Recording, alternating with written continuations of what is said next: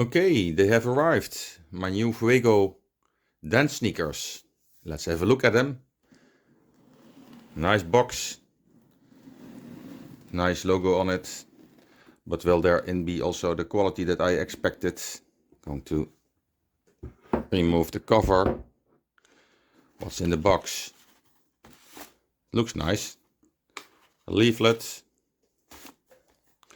Silica gel to make sure that we don't get moist in it. And I see my first shoe already. Nice. It's a nice white colored shoe. I had to wait 2 weeks of back order because in Europe they now ship from Czechia, I found out. And it took a while. Let me see what's in more. Oh, the other shoe as well. Also a nice Fuego. Nice. I'm going to a dance class, Zumba class this afternoon, and I'm going to test them. I will let you know how it felt and if they were really doing what I expected from them. See you later.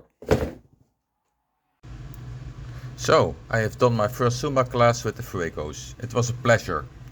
The shoes are very light and they fit perfect. I want to use them only for the dancing and not for outside.